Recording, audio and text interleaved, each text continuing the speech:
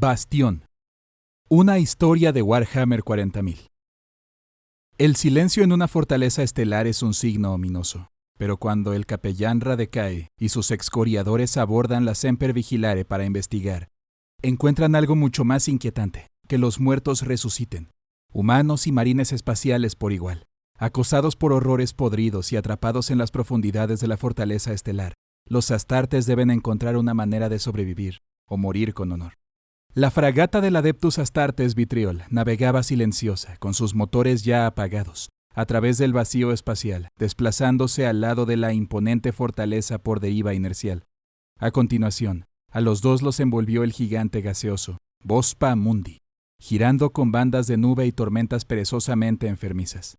Era un planeta feo, pero servía como respiro de la dolorosa neblina que enturbiaba el cerebro.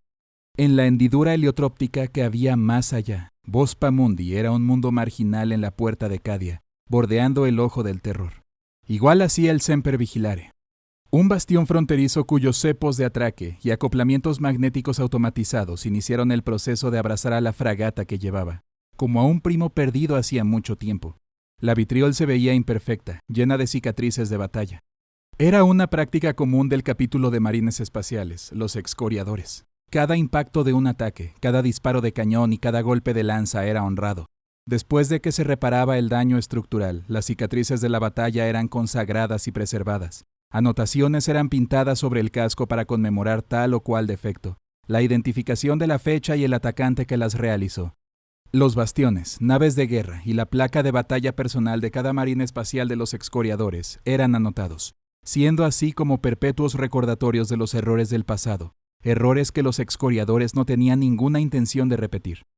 Cuando las nubes se abrieron y ondularon, la esclusa tembló a un lado de la nave, revelando la barbacana de acoplamiento a oscuras. La escuadra, el azote de Thor Van Dekker, se sorprendió al encontrar que el comandante del bastión no había organizado un comité de recepción.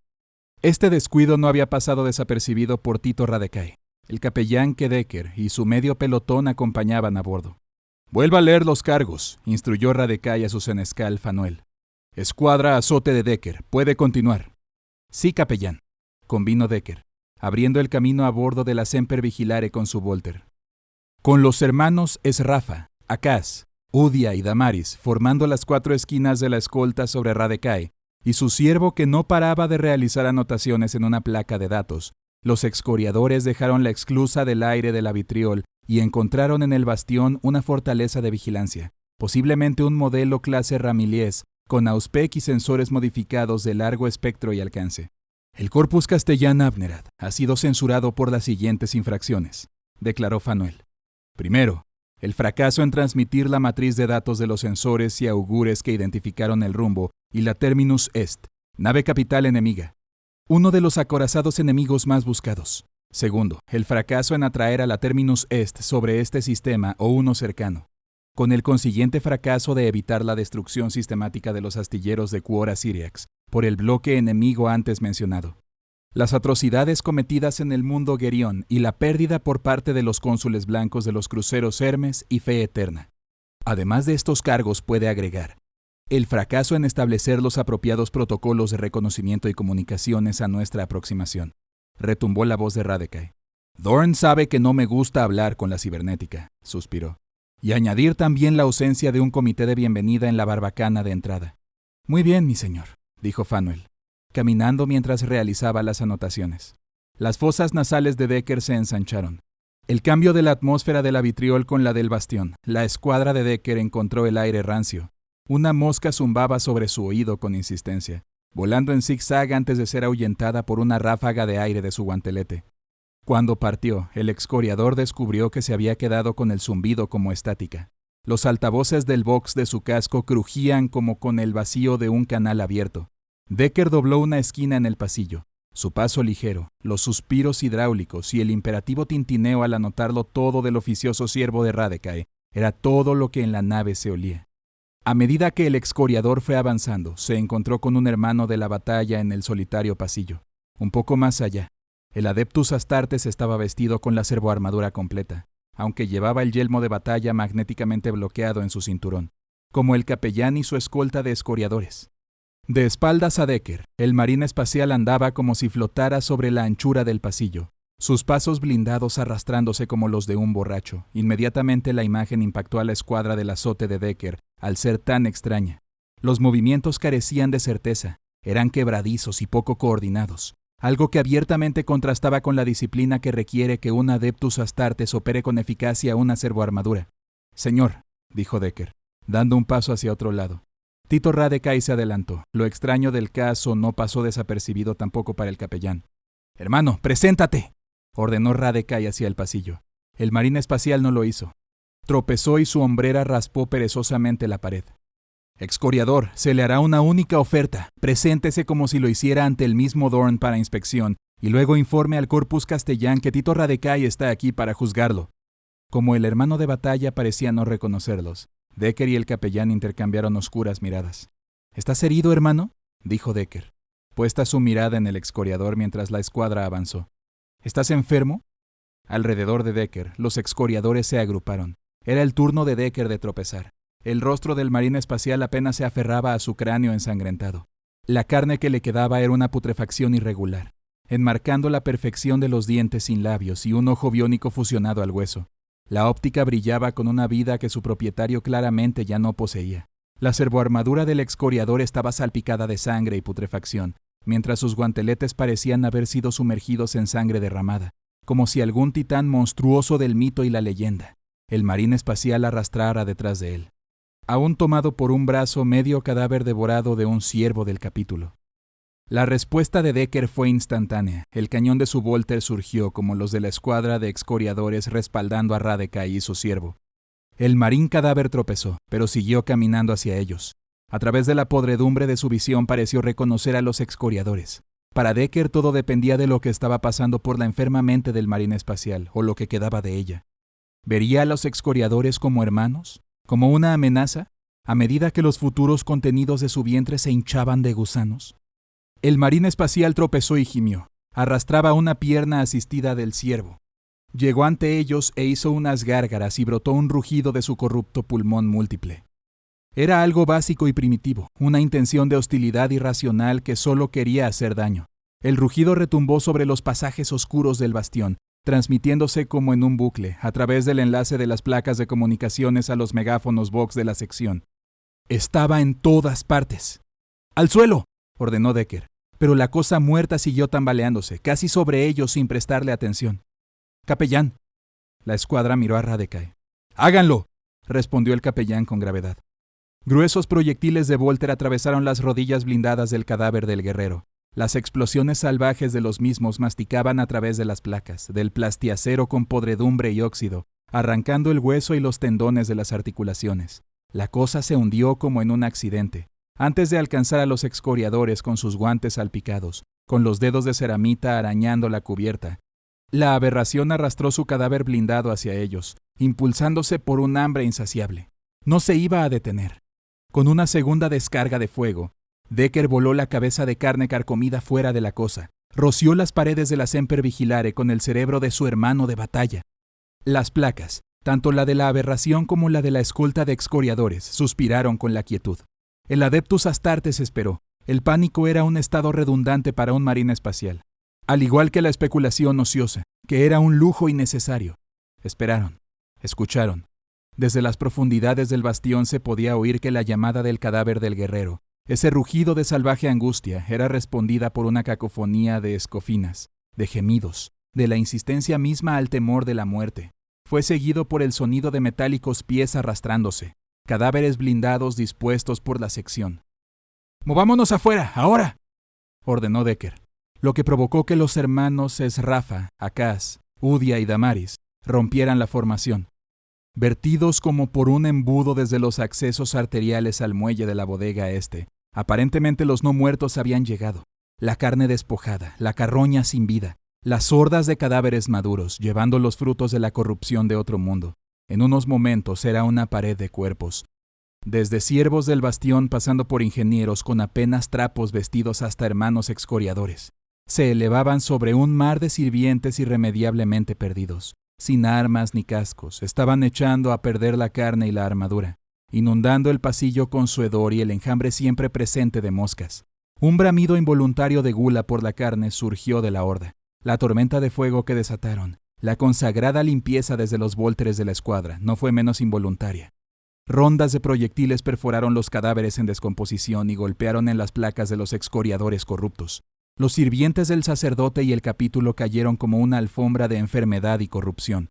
Los blindados sin vida tropezaban y se tambaleaban unos contra otros, golpeados de nuevo por el ataque. Arañaban sin pensar el uno en el otro, empujando la ruina de sus rostros carnosos hambrientos hacia adelante, hacia las explosiones de los proyectiles, arrastrando los pies a sus verdaderas muertes. El fuego de precisión de los excoriadores demoliendo cráneos y abatiendo a través del blindaje la putrefacción hacia abajo. Cuando todo terminó, cuando el último de los sin vida había recibido la bendición de los ángeles de la muerte, un vacío terrible se instaló en la escena. El sonido de los vólteres todavía resonaba por los oscuros pasillos del bastión Semper Vigilare. Negra sangre, vieja y virulenta, caída, rociada desde el techo y las paredes, sobre la carnicería y los mutilados cuerpos. Por lo que pareció una eternidad, nadie habló. ¿Qué diablura de la disformidad ha generado esto?, preguntó Decker finalmente. Estamos en un bastión que hace de centinela. Vigila el ojo, respondió Radecai. Lo miramos, lo volvimos a mirar, y a veces el ojo devuelve la mirada. A veces se desplaza hasta la esclusa de aire más próxima, sin previo aviso, y trae visitantes no deseados. ¡Capellán! La escuadra se detuvo. Decker tenía muy poco humor para las observaciones crípticas de Radecai. Esto ya no es una cuestión de censurar un culto. Debe regresar a la vitriol con su senescal. Nadie va a volver a la vitriol. Radecai se aseguró la atención del líder del equipo. Seguiremos adelante. Fanuel y yo iremos a la sala de oratoria táctica, donde yo espero que el espíritu máquina del bastión tenga algunas respuestas para nosotros. Usted tomará su escuadra y buscará por las Semper Vigilare supervivientes. Sí, capellán, acató Decker. Se dirigió por el pasillo, salpicado de restos y sangre. Se atragantó al ver los cuerpos. Había algo extrañamente reconfortante en su quietud. Su final podría haber sido violento, pero la guarnición del bastión ahora gozaba de algún tipo de paz. Decker pensó en la muerte y la instrucción de Radecai de buscar supervivientes. El líder de la escuadra gruñó. Eran precisamente los supervivientes de esta terrible plaga la que daba a Decker más motivos de preocupación. Los excoriadores se trasladaron a través del oscuro pasillo del bastión con fría eficiencia. Las paredes y el suelo estaban salpicados de sangre de color marrón y de deterioro, testimonios de las miserias que soportó. Tal como se abrieron los mamparos y las secciones se exploraban. Los excoriadores fueron engullidos en enjambres de movimiento oscuro y sonido. Moscas, negras y grasosas, henchidas por la sangre derramada. Su zumbido era ensordecedor.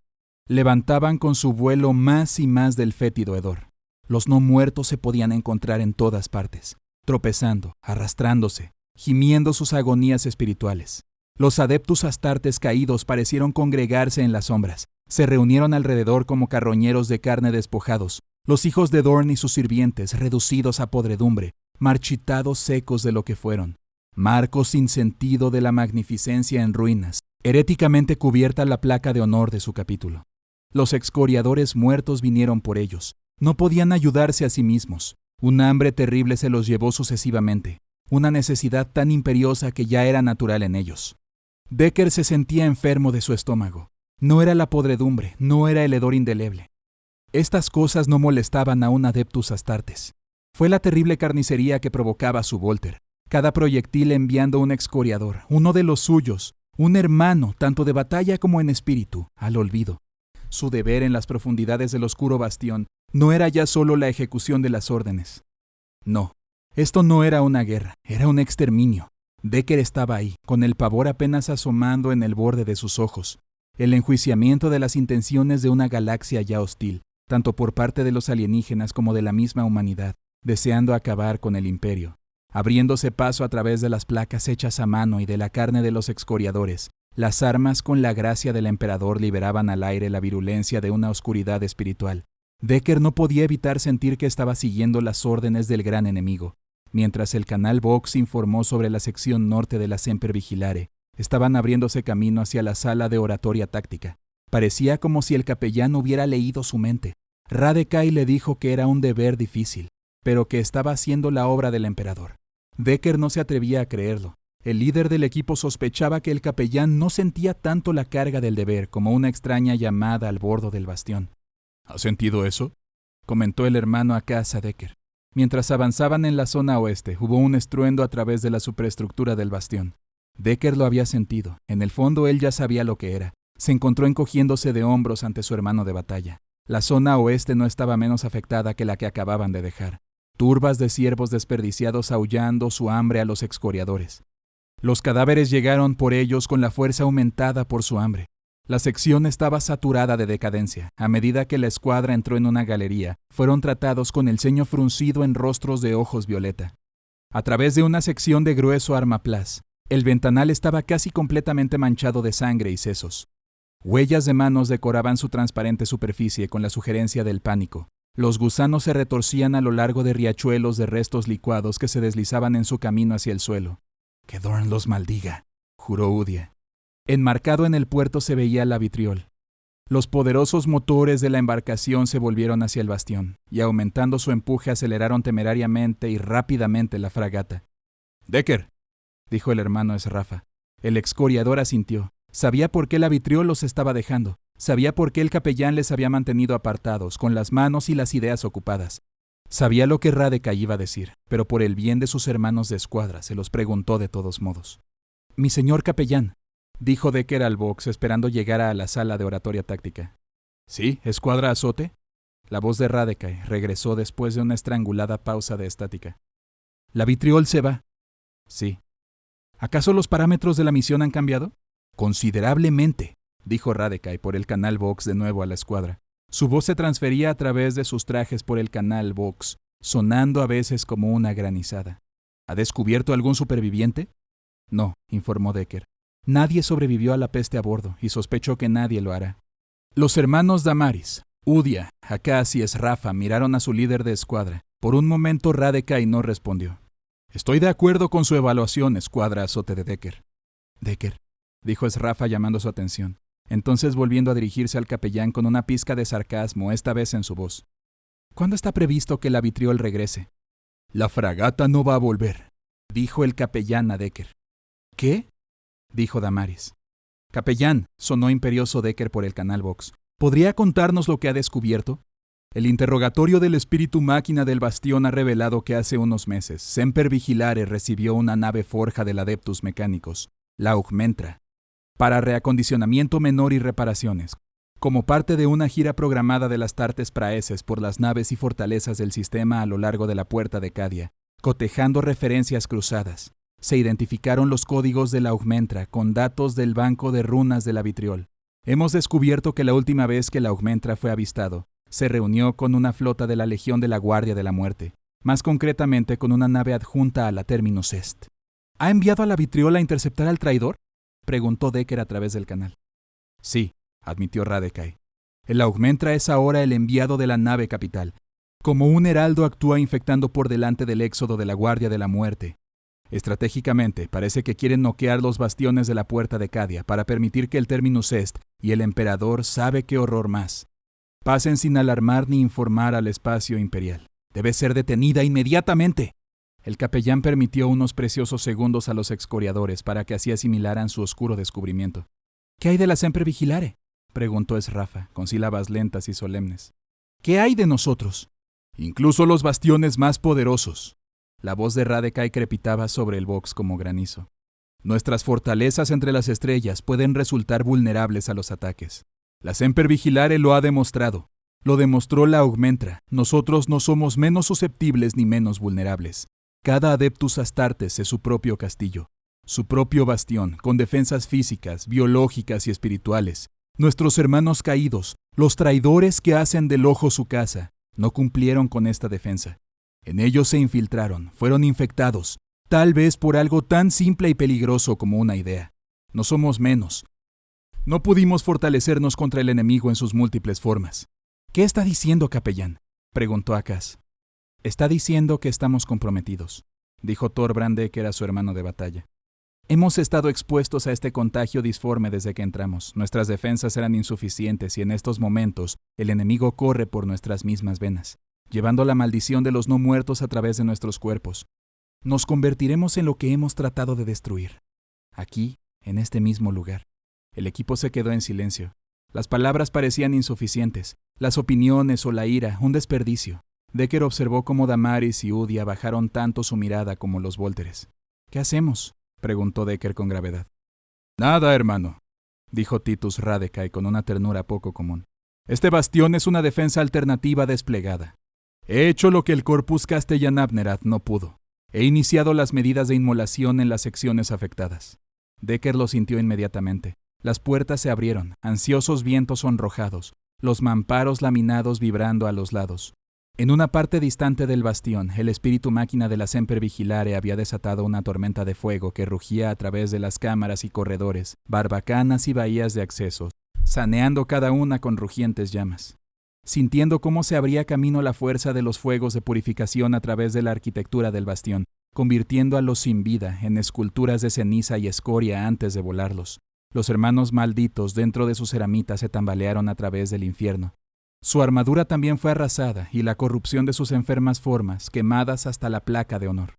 Decker sintió la proximidad de la tormenta de fuego. La sección estaba a punto de ser bañada por la llama purificadora. Al otro lado del canal del box crepitante, la escuadra escuchó el último suspiro de Tito Radecai, cuando las medidas de inmolación reclamaron al capellán. Damaris tuvo un momento para murmurar: «Emperador, protégenos». Udia logró llegar junto a la hombrera de Akaz, su hermano y amigo. Esrafa y Decker simplemente se miraron el uno al otro, el excoriador dando a su escuadra un último gesto de aceptación. A medida que el Adeptus Astartes se perdió en el olvido de la llama que consumiría todo lo que había en la galería, Thorban Decker se arrodilló, acercó un puño a los labios y besó el guante en honor de su señor del capítulo y primarca. Estaba a punto de cumplir con Lord Dorn. Quería estar dispuesto, listo, un guerrero preparado hasta el final. Echó un último pensamiento para aquellos que iban a venir después, los excoriadores que encontrarían la Semper Vigilare quemada desde adentro hacia afuera. Lo único que quedaría de sus desafortunados hermanos sería ceniza. Con un poco de suerte, se encontrarían el bastión real y totalmente muerto.